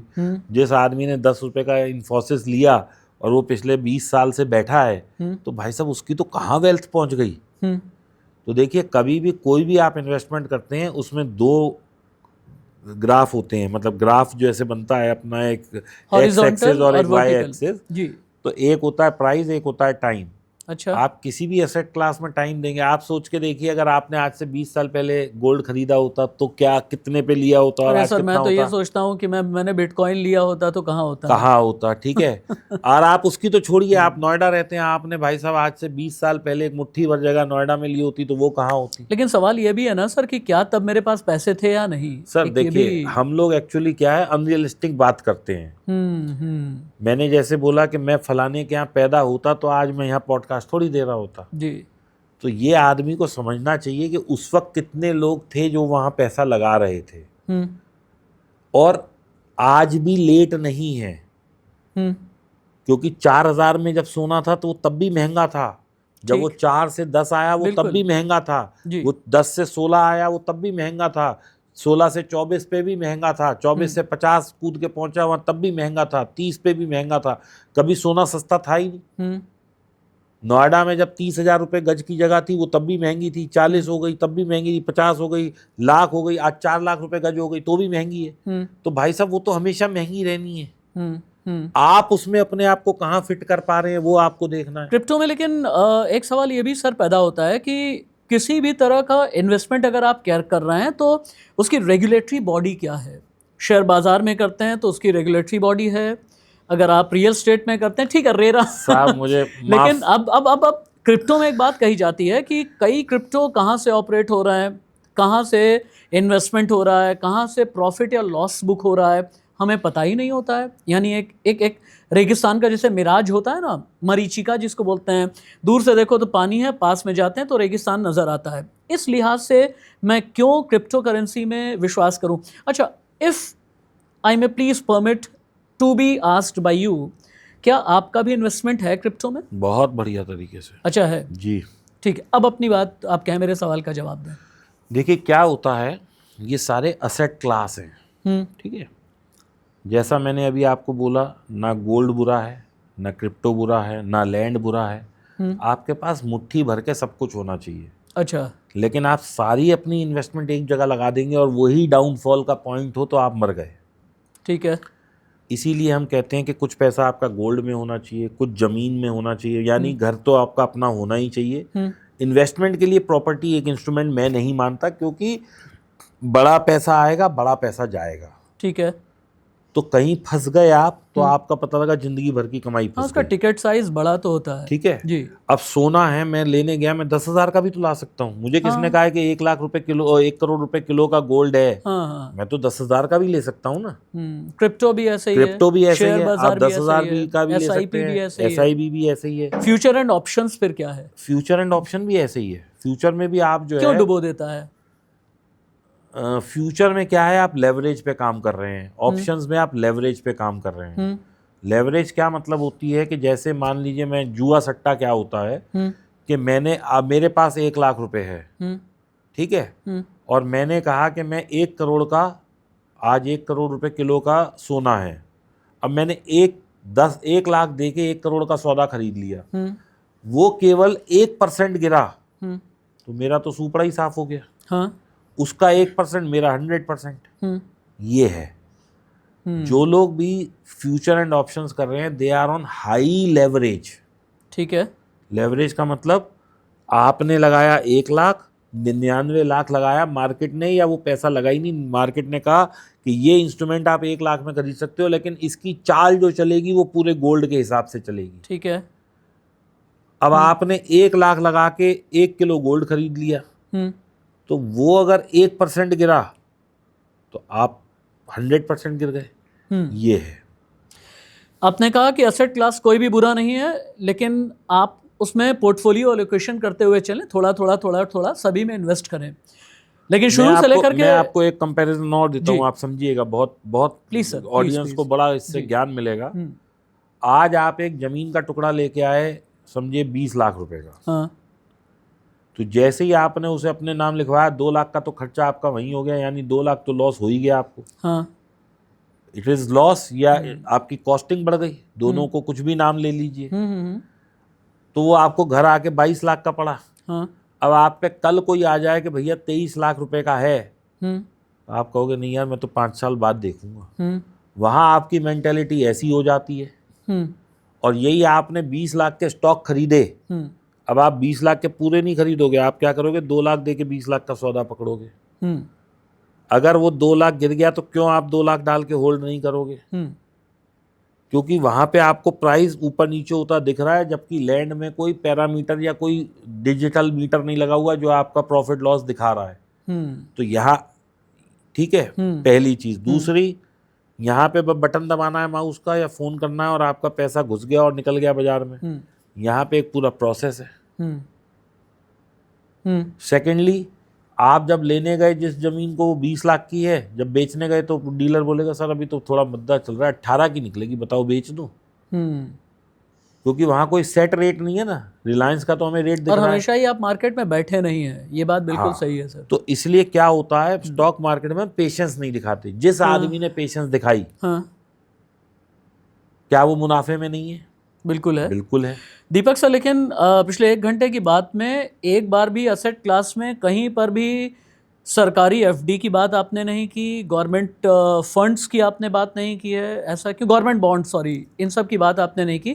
क्या ये बिल्कुल भी पोर्टफोलियो में नहीं रहना चाहिए? बिल्कुल रहने चाहिए। आपने कभी एफडी कराया है? बिल्कुल कराया। एफडी है अभी भी आपके मेरे पास भी है। अच्छा, होना चाहिए, बिल्कुल होना चाहिए। अच्छा, कई लोग ये कहते हैं कि भैया जितने में एफडी कर रहे हो सिप कर दो। हाँ, मैं सिप कर दो। देखिए क्या होता है, हर आदमी को ये समझना पड़ेगा कि यदि उसके पास 100 रुपए हैं, तो उसके बाद 20 रुपए की होनी चाहिए एफडी, 20 रुपए का होना चाहिए गोल्ड, उसके बाद 30-40 रुपए की वो ले ले ज़मीन, और बाकी के जो ये हैं इसमें सिप कर ले, बिटकॉइन ले ले, ये कर ले, वो कर ले, जो उसका मन करे वो कर ले। 20-20-40-20 फॉर्मूला ऐसा दिया है आपने? ऐसा कुछ कर ले तो उसका क्या है, ये एक बहुत हेल्दी पोर्टफोलियो है। अब सिप मुझे एफडी कब करानी है? जो मेरे पास मेरे अकाउंट में पैसा आ जाया, मान लीजिए मैं नौकरी कर रहा हूँ या मैं बिजनेस कर रहा हूँ, मेरे पास 2 लाख रुपए है, मुझे 2 लाख की तुरंत एफडी कर देनी है। मैं ज़मीन खरीदने तो नहीं जाऊँगा ना 2 लाख का, और 2 लाख में गोल्ड भी कुछ नहीं आएगा, ठीक है ना, बिटकॉइन भी कुछ नहीं आएगा। तो मुझे सबसे पहले उस पैसे को काम पे लगाना है। चल भाई तू 7-8% पे तो लग। जब वो 8% या 7% या 6% पे लगा पैसा 10-20 लाख बन जाएगा, मैं उसे गोल्ड में कन्वर्ट कर लूँगा, ठीक है ना। तो हर वक्त पैसे को काम पे लगाए रखो। पैसा आपने अगर सेविंग बैंक में रखा है तो उससे कुछ नहीं मिलना, ठीक है। मैं तो लोगों से ये कहता हूँ भाई, सेविंग बैंक में भी एक एफडी की फैसिलिटी होती है जो आपके अकाउंट से ही लिंक हो जाती है। जैसे ही 25,000 से ऊपर हुए वो पैसा एफडी में कन्वर्ट हो जाएगा। आप उसको लगा के रखो ना, क्यों 3%, 2.5% पर 4% पे पैसा रखना है, 6 पे लगाओ। तो ये पैसे को जब तक आप काम पे नहीं लगाओ ये काम नहीं करेगा। अब मैं अपने पॉडकास्ट के आखिरी हिस्से में हूँ, इसलिए पैसे को काम पर लगाने के लिए जो हमारे बड़े बुजुर्ग कह करके गए हैं और कहते हैं कि भाई LIC भी होना चाहिए, इंश्योरेंस भी होना चाहिए। अब इंश्योरेंस को मैं रिटर्न के फॉर्म में अपने चश्मे से देखूं, या फिर मैं ये सोचूं कि पॉलिसी ने मुझे कवर करके रखा हुआ है? इंश्योरेंस को भी क्या इन्वेस्टमेंट मैं पहले तो असेट क्लियर मैं कर मानूं दूं, या नहीं? LIC इंश्योरेंस नहीं है, LIC is one of the companies, they are doing insurance जी। तो मैं सबसे ये कहता हूं कि किसी भी ट्रेडिशनल प्लान में जाने की बजाय, जहां पे आप 10, 20, 40, 50 हज़ार रुपए देते हैं और आपका बीमा कितना है, मुश्किल से 10 लाख, 20 लाख, 25 लाख का, इसकी बजाय टर्म प्लान लीजिए। अच्छा, investment should be treated like investment, health insurance should be treated like health insurance, और term insurance should be treated like term insurance. मेरे को अपनी ज़िंदगी के ऊपर यानी कि बीमा लेना है तो मुझे टर्म इंश्योरेंस लेनी है, सबसे सस्ता, सबसे अच्छा, ठीक है। मैं 2-3 हज़ार, 4 हज़ार रुपये महीना दे के 1 करोड़ का टर्म इंश्योरेंस ले सकता हूँ, ठीक बात है, महीने का जी।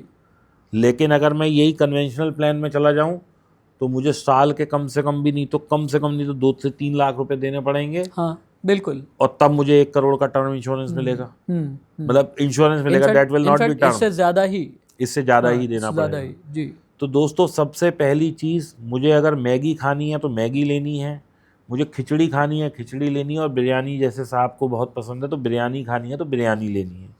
आप चीज़ों को क्लब मत करिए कि ये मेरे को इंश्योरेंस भी दे रहा है, ये मुझे फंड भी मेरा बना के दे रहा है, भाई साहब आप जितनी खिचड़ी बनाते जाएंगे उतना उसका जो असेंस है वो खत्म होता जाएगा। एंड में सर एक रैपिड फायर राउंड चलता है मेरे पॉडकास्ट में, शुरू करें? बिल्कुल। सिप या LIC? सिप। सिप या इक्विटी? सिप। जो पुराने शेयर्स हैं उनमें इन्वेस्टमेंट या IPO का इंतजार? दोनों की बजाय सिप ही कर दीजिए। सोना या रियल एस्टेट? दोनों। रियल एस्टेट या SIP? SIP। SIP का पैसा पक जाए तो SIP का इंतजार या फिर SWP में एंट्री? नहीं, अगर आपका एक अच्छा कॉर्पस बन गया SIP में तो इसका तरीका है, इस पूरे पैसे को अगर 5-7-10 करोड़ आपने संजो लिया है अपना धीरे धीरे पैसा डाल के, इसको भाई साहब 8% पे लगा दो FD पे, अपने नाम से नहीं हो रही तो बड़े बुजुर्ग जो घर में हैं उन पे लगा दो। 5 करोड़ की FD का आप ब्याज जो आएगा उसको दोबारा SIP में डाल दें। अब आपकी कैपिटल सेफ हो गई, ये आपका वो लड़का तैयार हो गया जो आपको बुढ़ापे तक का आपका साथ देगा। ठीक है। फिजिकल गोल्ड या गोल्ड ETF? पत्नी को खुश करना है तो गहना, कैश को सेटल करना है तो बिस्किट, गोल्ड या फिजिकल गोल्ड, और ETF सबसे बढ़िया है क्योंकि सबसे कम खर्चा, सस्ता आएगा सस्ता जाएगा। इक्विटी या future and options? Equity. Future and options या SIP? SIP।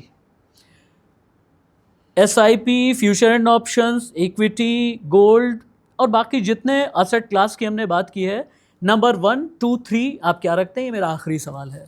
सबसे बढ़िया है जी, आपको सिप करनी है आप गोल्ड में सिप करिए। ठीक है। आपके पास 2000 रुपये हैं, 2000 का ETF ले लीजिए गोल्ड का। सेकंड नंबर पे आप सिप करिए।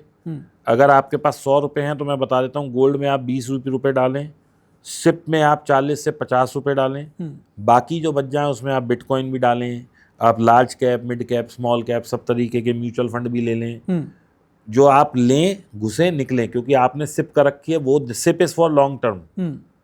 इस बीच में कुछ पैसा बच जाए तो कोई ज़मीन मौके की मिले वो ले लें, निकल जाएं, वो एक फाइनेंशियल जगलरी करते रहिए, लेकिन मेजर पोर्शन आपका गोल्ड और सिप में जाना ही चाहिए। ठीक है। अंत में मैं एक बात कहना चाहूँगा दीपक सर के बारे में, जहाँ से मैंने शुरुआत की थी। दीपक सर आपके लिए तो क्रेडिबल हैं ही, मैं ख़ास करोड़ों की जनता के सामने इनका इसलिए शुक्रिया अदा करना चाहूँगा। इनके पास वक्त की बहुत कमी थी तो भी मेरे पास आए, ट्रैफिक के जाम से जूझते हुए तो भी आए, बीच में पार्किंग स्पेस की भी दिक्कत रही तो भी कूल होकर के आए, सर को क्लास भी लेनी थी तो भी मेरे पास में आए। किसके लिए? आपके लिए। सिर्फ उनके दिल में यह था कि अगर आप में से 100, 200, 500, 1000 या फिर लाख भी दीपक सर की बात को सही तरीके से समझ जाएंगे तो शायद आपका भला हो जाएगा। वो ठोकर आप नहीं खाएंगे जो शायद कभी दीपक सर ने खाई होगी अपनी ज़िंदगी में। एक और बात, इस पूरे पॉडकास्ट में दीपक सर ने कहीं पर भी ये दावा नहीं किया कि ये फंड आप खरीदिए, ये फंड आप बेच दीजिए। ये एक सही और सच्चे इंसान की पहचान होती है। ब्लंट होकर के दीपक वाधवा जी का ये कहना है कि आप कभी भी शेयर बाजार को, किसी भी असेट क्लास को जुआ ना समझें। SIP आपके लिए बेस्ट है। SIP में भी आपको एलोकेशन कैसे करने हैं बेहतर आपको पता चल चुका है। फैसला आपको करना है क्योंकि पैसे आपके हैं। अगर आप 80 के दशक वाले हैं तो एक टीवी ऐड आपने देखा होगा, मर्जी है आपकी, आखिरकार सर है आपका, पैसा आपका है। समझदारी से बनाएं, समझदारी से बचाएं, समझदारी से कमाएं, क्योंकि आपका पैसा सिर्फ आपका नहीं होता, आपके अपने परिवार का होता है, उसके अपने वैल्यूज़ भी होते हैं। अगर वो काला धन नहीं है तो यहाँ पर जितनी भी बात हुई है काले धन की बात नहीं हुई है, एक नंबर के पैसे की बात हुई है। Sir thank you so much. My pleasure. और इस वादे के साथ में कि इस पॉडकास्ट का कुछ महीने के बाद में पार्ट 2 आपके साथ में मैं ज़रूर करूँगा, क्योंकि कई सवाल रह गए हैं। सर बहुत बहुत शुक्रिया आपके बेशकीमती समय के लिए। It was really an honour, it was really a pleasure. आप बहुत बड़ा दर्जा रखते हैं, आप बहुत ही इज्जत है आपकी मेरे भी दिल में। थैंक यू सो मच अपना बेशकीमती समय देने के लिए। राष्ट्रवादी राशिद के इस प्लेटफॉर्म को ऐसा ही प्यार दें। दीपक सर को प्यार देना है, उनकी इज्जत के लिए शब्द नीचे कमेंट बॉक्स में आप ज़रूर लिखिएगा, और मेरा वादा है आपके एक एक शब्द दीपक सर यकीनन पढ़ेंगे ज़रूर। नमस्ते। Thank you very much.